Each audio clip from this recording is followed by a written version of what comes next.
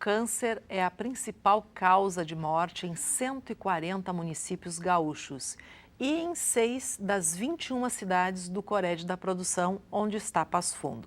O resultado é de uma pesquisa feita pelo Observatório de Oncologia do movimento Todos Juntos contra o Câncer, em parceria com o Conselho Federal de Medicina, que coloca o Rio Grande do Sul como um dos estados com maior incidência.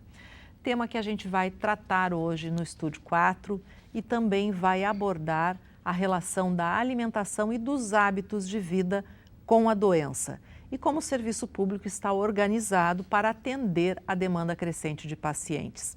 Estão com a gente no programa desta semana o oncologista clínico do Centro de Tratamento do Câncer de Passo Fundo, Dr. Álvaro Machado, a secretária municipal da Saúde de Passo Fundo, Carla Beatrice Crivellaro Gonçalves, e a coordenadora do Núcleo de Estudos em Agroecologia aqui da UPF, professora Cláudia Petri.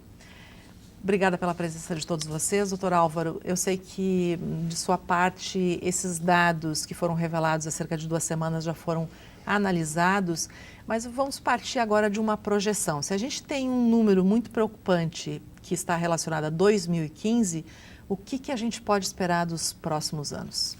Bom, Zumara, o câncer, ele se estima que na próxima década, ou nas próximas 2 décadas, venha a ser a principal doença causa de morte na população brasileira. O Rio Grande do Sul, com certeza, é um dos primeiros estados a alcançar essa estatística, não é? A projeção é que o câncer venha a ser a principal doença no mundo, mesmo nos países em desenvolvimento. Vários fatores estão envolvidos nessa evolução da doença, não é? Que são necessários serem pensados e com políticas importantes de saúde pública implementadas. Essas projeções o senhor tem anotado aí. Qual é a projeção em termos de percentual, doutor Alvo? Na verdade, a gente não tem. Nós temos algumas estatísticas muito falhas no Brasil, por exemplo, com relação à incidência do câncer. Isso mascara, inclusive, o número real. Exato. Aí nós não temos como fazer uma projeção do ponto de vista absoluto, mas assim, nós temos uma projeção, apenas uma estimativa de incidência. Nós não temos os casos todos registrados nos anos passados, que possa nos dar uma ideia real da evolução da incidência do câncer. Nós temos os registros de morte, não é? Que também tem algumas falhas em regiões do estado ou mesmo do país, não é?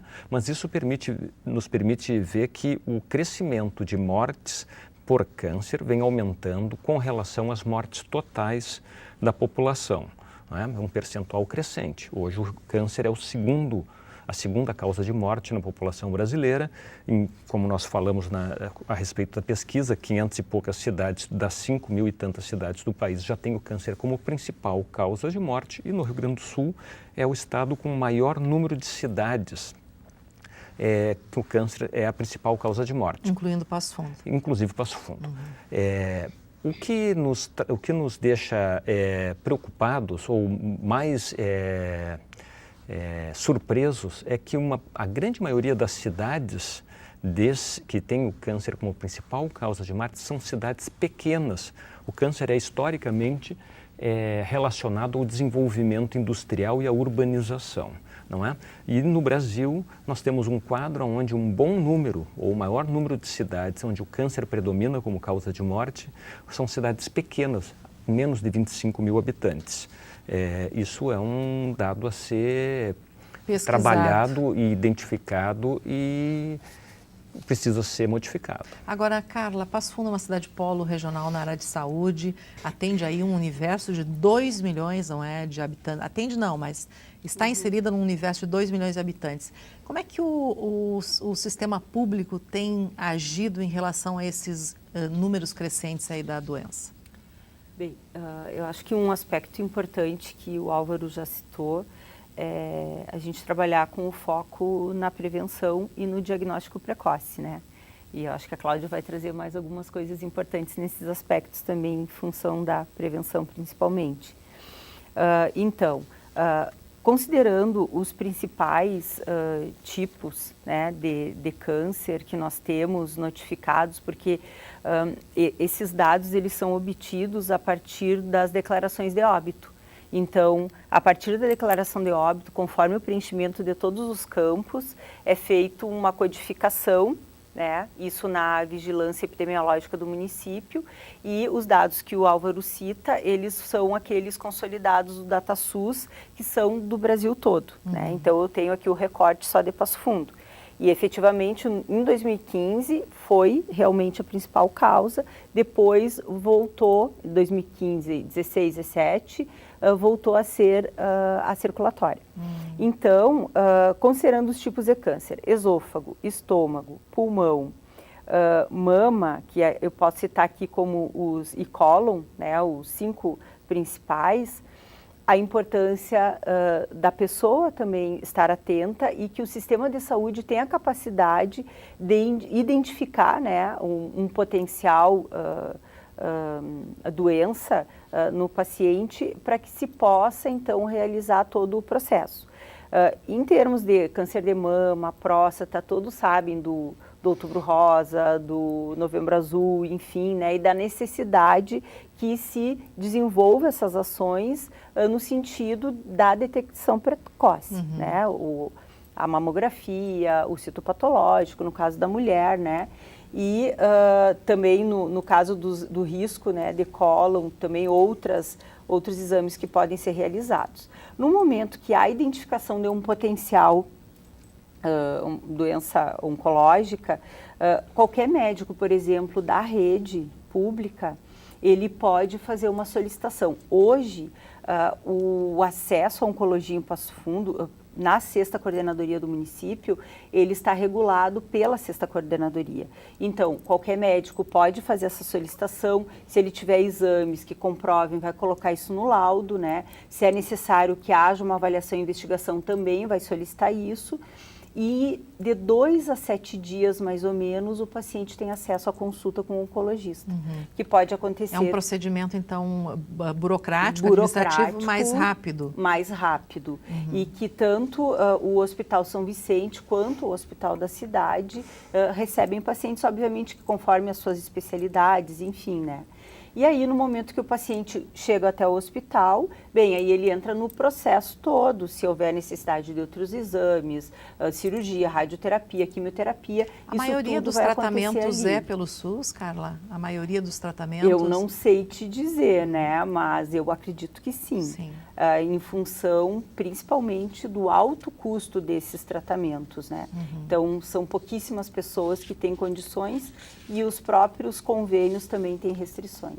Bom, agora, professora Cláudia, eu estou lembrando aqui de uma reportagem de algum tempo atrás em que a senhora foi para o Jornal Nacional aqui de Passo Fundo, que a senhora diz o seguinte: estamos gordos e desnutridos. E daí, nessa matéria, a senhora faz uma relação da utilização de agrotóxico, uma preocupação manifesta em relação à utilização de agrotóxico nas lavouras e faz uma relação dos hábitos de vida com o câncer. A gente está, né, cada vez mais pesado. Há também uma pesquisa dessa semana que identifica o seguinte, que daqui a um tempo a relação obesidade e câncer ela vai estar muito íntima, não é? Que considerações a senhora teria para fazer a respeito disso? É uma honra estar aqui compartilhando, né, com vocês, e a gente está sempre aprendendo.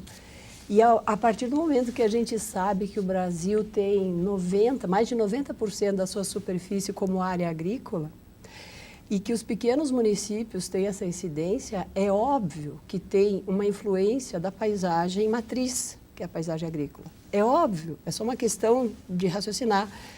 Porque se qualquer sal, qualquer açúcar diluído em água eu não consigo mais limpar e ele pode me causar hipertensão ou diabetes, né? Por que um agrotóxico não vai dar nada? A gente tem que medir e avaliar essas consequências, porque todo sal químico solúvel tem algum efeito. Porque senão ele não agiria na planta como agrotóxico, é óbvio. Biodegradável, rapidamente absorvido pelo solo. Não é bem assim. A gente tem que medir a água, a questão da água, né? Que nós estamos bebendo. Então, só um exemplo, a comunidade europeia, são 48 deputados.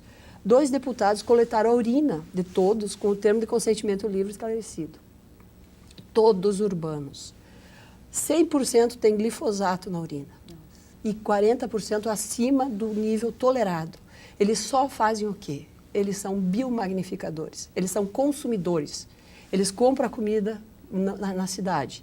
E tem essa questão da matriz, né, que está com derivas, A gente sente o cheiro de uma fumaça, a gente se incomoda. Então, é até perigoso ter um produto químico inodoro, porque a pessoa não tem como se defender. Então, essas questões básicas da biologia, de biomagnificar, por que eu tenho que consumir tantas calorias por dia? Para sobreviver. O bichinho que eu vou comer também tem que comer. Então, assim, eu vou ser o bichinho que eu comi. O bichinho vai ser o que ele comeu. É óbvio, isso a gente aprendeu no 6º ano. E parece que as pessoas estão esquecendo. A máxima do que eu sou o que como, ela vale Hipócrates, mais. o pai da medicina, faça do alimento o teu remédio. E se o alimento te faz mal, então o remédio não adianta. Agora, se você se alimenta bem, a gente não fica doente. Então, assim, todas essas questões, elas vêm à tona, e a Europa é muito consciente nesse sentido. 22 agrotóxicos estão usados aqui no Brasil, por interesses econômicos. Ele já foi consagrado, é disruptor endócrino, que aí a gente não tem como medir, não é imediatamente o efeito. Ele vai lá e abre uma chavinha e bagunça tudo. E aí você tem estudos científicos que não são avaliados aqui na hora de designar que vai ser liberado um produto ou não. Então, essas questões, eu acho assim, a ciência tem que voltar para a agricultura, a ciência tem que voltar lá para o posto de saúde. Nós temos que fazer ciência de novo. Pegar dados científicos, para que jogar esses dados fora? Né? Nós temos que coletar dados no campo, nós temos que coletar dados na questão da saúde. A notificação da intoxicação por agrotóxico, ela não é feita, é subnotificada. Então, assim, a gente acaba achando que o problema não existe, mas ele estoura dessa forma. Então, crianças com câncer, havia uma desculpa que nós temos uma longevidade maior e que essa longevidade era graças ao avanço da medicina. A medicina não está mais dando conta, porque é uma sobrevida. Quantos remédios eu tenho que tomar para viver tanto? Quando, na verdade, no século 1900, tu tinha, no Cáucaso, pessoas com 100 anos. Sócrates morreu com 83, com cicuta. Então, assim, isso há 400 anos antes de Cristo. O que é longevidade hoje? Então, essas questões têm que ser discutidas, né? Porque o IMC, o Índice de Massa Corporal de sobrepeso, né? É 56% da população. Então, a gente está, 1 em cada 2 pessoas está realmente... Acima. É acima. Esse dado da pesquisa dessa semana, ela estima que pelo menos 15 mil casos de câncer por ano no Brasil, ou 3,8% do total, poderiam ser evitados com a redução do excesso de peso. Claro. E aí com outra série de medidas também. Gostaria de reforçar essa informação. A gente sabe que no mundo o tabaco é o principal causador de doenças e de mortes.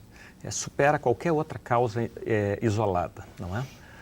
Nos Estados Unidos, hoje, sedentarismo e obesidade são as principais causas de câncer. Ultrapassaram o tabaco, não é? E é o caminho que nós e todo o mundo ocidental segue. Então, é fundamental repensar com políticas públicas muito intensas com relação à taxação de alimentos não saudáveis. Tem um estudo agora também muito recente sobre os alimentos ultraprocessados, ou seja, são todos aqueles alimentos que a gente encontra na prateleira do supermercado, prontinhos para a gente botar no micro-ondas e comer, não é? Eles são, não tem nenhum deles que tenha condições do ponto de vista nutricionais. Então, existe uma tendência a tudo que é bom a se tornar industrializado, não é? Não, se o brócolis é bom, o brócolis é bom porque ele tem determinada substância, então vamos fazer a cápsula da substância. É um processo industrial. Não, o brócolis é bom, a cápsula não é boa, não é? Então, esses são fatores educacionais que dependem muito de políticas públicas. Bom, a gente vai fazer um intervalo e volta em seguida.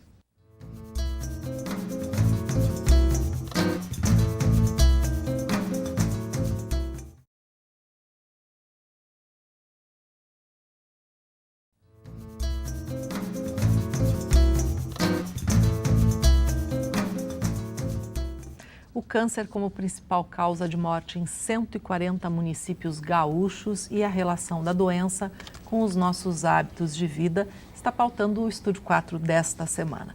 Doutor Álvaro, vamos passar uma lista de cânceres que é possível fazer o diagnóstico, os que não são precoces, os que não são possíveis, os que são mais graves, os que preocupam mais, enfim, a medicina. Eu acho que é importante a gente relembrar aqui. A lista dos cânceres mais importantes na nossa cidade foram o câncer de pulmão, o câncer de mama, o câncer de intestino grosso, estômago e esôfago, não é? Mama e intestino grosso, eles têm capacidade, a gente tem capacidade de diagnóstico precoce, tão importantes que isso impactam na mortalidade pelo câncer na população, não é? Então, mamografia em todas as mulheres, segundo o Ministério da Saúde, a partir dos 50 anos, a cada 2 anos, segundo as sociedades médicas, a partir dos 40 anos de idade, todos os anos, não é? Mas isso tem impacto na mortalidade pelo câncer de mama. É importante, em torno de 20% a 30% de redução na quantidade de mortes. Se nós pensarmos que a principal causa de morte de câncer feminino, não é? Nós vamos estar abolindo 20% a 30% dessas mortes, se nós fizermos o rastreamento na população feminina geral. O câncer do intestino grosso também, através de um exame relativamente de baixo custo e simples, que é a pesquisa de sangue oculto nas fezes, todos os anos, a partir dos 50 anos de idade, isso nos possibilita diagnóstico precoce, tratamento e redução de mortalidade, não é? Fica um pouco complicado o câncer de pulmão, não é? O câncer de pulmão é não fumar e quem fuma, parar de fumar. Isso é o mais importante de tudo, não é? Existem estudos que fazer tomografias computadorizadas anuais na população de alto risco para câncer de pulmão, a gente consegue diagnóstico precoce e redução discreta na mortalidade. Como são muitos e muitos, milhares e milhares de casos todos os anos, isso é uma coisa que pode ser discutida, mas é um custo elevado. Com relação ao câncer do estômago e de esôfago, infelizmente nós não temos instrumentos de diagnóstico precoce que possam impactar na mortalidade por essa causa de câncer. 2 países no mundo conseguiram redução de mortalidade por câncer de estômago com endoscopias para toda a população, Japão e Coreia.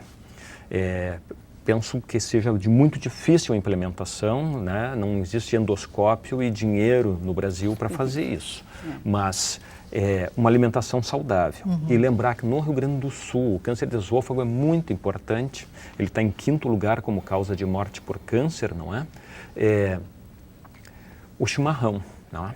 Eu não vou nem discutir a qualidade da erva mate, né? Porque aí a gente entra na discussão da produção, da lavoura, essa coisa toda. Mas a OMS, em 2016, através do Instituto de Pesquisa do Câncer, que é um órgão da OMS sediado na Inglaterra, liberou um alerta que tem algumas regiões do mundo em que a incidência de câncer de esôfago era acima do que da tinha média no resto, não é? Regiões da China, da Índia e América do Sul. E o dado que fecha como principal suspeita de causa para essas incidências são as bebidas quentes, muito quentes. Então o chimarrão ele pode ser tomado, mas numa temperatura amena. Sim, tem que não cuidar é para da temperatura. Queimar a língua, queimar a boca, queimar o dedo. Se está queimando, quando pega na cuia ou pega na bomba ou põe o dedo na água, não pode ser bebido. Vai queimar o esôfago, vai queimar a boca. Agora, Carla, quando a gente fala de prevenção e de diagnóstico precoce, a gente também tem que ter no serviço público condições para que as pessoas, para que o cidadão busque fazer aqueles exames de rotina para saber como é que está, se está tudo bem. Isso é oferecido pelo município? Sim, e especificamente nas condições que o Álvaro citou, né? Da mama, do útero. Então, essas situações, sim, né, a população tem acesso, tem isso previsto pelas normativas do Ministério da Saúde, né, e a gente está falando de diagnóstico precoce. Mas eu acho que é importante salientar que, como dito anteriormente, a gente precisa promover saúde. antes de tudo, né? Porque no momento que nós promovemos saúde, que nós trabalhamos com a população que, em tese, não tem um risco de adoecer dessa ou daquela doença, estimulando a alimentação saudável, mas também considerando nessa alimentação saudável a qualidade do alimento que está sendo consumido, a origem dele, se ele tá cheio de agrotóxico, de que forma isso vai ajudar, né? Talvez não. E nas unidades básicas, enfim, a gente tem atividades de promoção à saúde, né? Que vão se trabalhar também nas escolas, com as crianças, com a própria população que vem na unidade, no sentido de tratar essas questões da atividade física, da alimentação, do consumo de substâncias que possam causar dano, seja o tabaco, álcool ou outras substâncias, né? Porque tudo isso é importante de se trabalhar, porque na atenção básica a gente não trabalha só a reabilitação, né? A gente tem que trabalhar a promoção, a prevenção, a cura e a reabilitação, né? Então é essencial que as equipes estejam desenvolvendo ações nesse sentido mesmo também. Mesmo porque trabalhando na ponta ali a gente tem uma redução. Exatamente. Lá na, né? Essa é a lógica do nosso sistema. Que a atenção básica ela possa desenvolver ações dessa forma, porque, em geral, um grande número de problemas de saúde, ou se vai se evitar os problemas, ou daqueles que surgem, em torno de 80% consegue ser resolvido na atenção básica, né? Com isso a gente vai reduzir a quantidade de pessoas que vão ter um adoecimento, né, que vão precisar da alta complexidade. Agora, professora Cláudia, por onde começar? É maravilhoso e simples. Vamos na Feira Ecológica. Passo Fundo está completando 20 anos. Vamos estimular agricultores de Passo Fundo a produzir sem agrotóxico. Eu tenho um dado bem interessante, né, na disciplina de agroecologia, que eu pedi para os alunos entrevistar agricultores agroecológicos. Eles não acharam, né? Só que daí, para comer em casa, eles entrevistavam o pai. Porque na horta ele não passava. Então, assim, para vender eu passo, porque o consumidor quer bonito, e em casa eu como sem veneno. A gente conhece casos, assim, de aves, porcos, que o pessoal que produz não come o produto que produz. Porque é diferente, porque se deixa a galinha criada, uma carne diferente, colorida, bonita, dura. É grave, né? A incoerência que o mercado obrigou as pessoas a agirem, tu vender algo que tu não come. É um absurdo isso. A gente tem que vender comida. Eu tenho que ter coragem de comer o que eu produzo. E essa questão toda, então, assim, vamos falar do detox. Hoje é todo, né, a leva do detox. É muito importante, porque o detox é a prevenção. Então, você imagine um ralo de uma pia que você não limpa. Então, você vai inundar a casa inteira. Então, assim, se ainda tem uma questão do agrotóxico no alimento do mercado, eu não tenho acesso, coma. O médico Shiraiber, que é o anticâncer, ele escreveu um livro para leigo, é bem bom. E ele diz, mesmo que tenha agrotóxico, prefira fruta, legume, verdura, cruz, de preferência. Trabalhe, tempere, faça, porque isso é alimento puro, é detox. Ele vai limpar, vai fazer a vassourinha verde e tal. De preferência a orgânicos, mas nós temos que ter justamente esse estímulo das políticas públicas, que elas existem, né? Mas a gente está o tempo inteiro lutando contra projeto de lei lá na Câmara para liberar os agrotóxicos, quer dizer, para tirar o rótulo dos transgênicos. Então, a gente tem que, enquanto cidadão, decidir, vou voltar a raciocinar como meu avô, meu bisavô raciocinaria. Aonde está a comida? Está lá na prateleira? Não. Vai estar lá nos frutos, legumes, ovos, carnes, onde o produto está mais perto da cara original. Então, essas questões, elas têm hoje inúmeros trabalhos. Inúmeros. De 5 a 21 dias se alimentando com alimentos de verdade, você já consegue trabalhar toda a imunidade do teu corpo, aumentar a imunidade, e aí vem a resposta, né, epigenética ao câncer, né? Quer dizer, você não permite que essa neoplasia se desencadeie. Então, é só uma questão da gente voltar a aplicar tudo que nós aprendemos em biologia, lá no início, física, ação e reação. Se eu faço assim, eu vou ter uma reação, né? Então, eu acho que a solução está muito perto da gente. E a solução é individual, né? E aí, é uma mudança individual. Sim. Não quero dizer assim que caiu em mim, né? há um problema do câncer generalizado pelo excesso da poluição, o bisfenol A, todos esses disruptores aí, a gente nos foi impostos pela indústria, pelo que se achava que ia facilitar. Hoje nós temos que ter um senso crítico de ver que tudo que está aí de informação não é ciência. Tem muita informação que é errada, que é para desnortear, que é para conquistar clientes. Então você vai gastar aqui ou ali a cápsula, você muda o formato do produto, mas eles querem cliente. Só que assim, um cliente morto, quando é que a indústria vai se dar conta que um cliente morto não é mais cliente? Então, o tiro no pé. Então, hoje a gente sabe que orgânicos interessa até para multinacional. Né? Então, toda essa questão do alimento saudável, uma multinacional na França, ela recolhe todas as sementes de um campo. Pode ter invasora, porque aquela invasora vai ter um alimento nutracêutico Porque a gente importante. tem um gargalo aí na questão dos orgânicos, não é? Primeiro que a produção é baixa, aí o custo é elevado para quem consome. E aí a gente não atende toda a demanda, né? A feira, a gente tem mapeado, inclusive 2 edições na UPF, né? Ela é o mesmo preço quase que a Gare, que é a feira com feira. Agora, se tu vai comprar no mercado, tem toda a questão da logística, dos impostos, da certificação. Então, assim, a resposta para todos os municípios é mapear a agricultura familiar que faz orgânico e fazer isso vender via feira, circuito curto. Essa seria a solução que o primeiro mundo já faz, né? E depois ampliar, porque a gente quer também ter acesso a esses produtos, né? Eu acho que uma coisa importante, a gente estava falando de promoção antes, né? Um aspecto é a horta caseira, né? E a gente sabe que isso caiu muito, a gente não vê muitas pessoas hoje fazendo isso.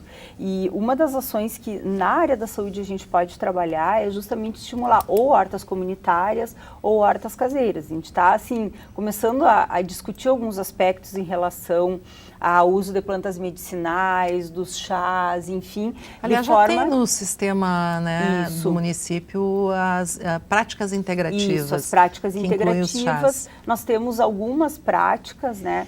A gente está discutindo a possibilidade, até encaminhamos um projeto no passado, que não foi aprovado, né, Cláudia?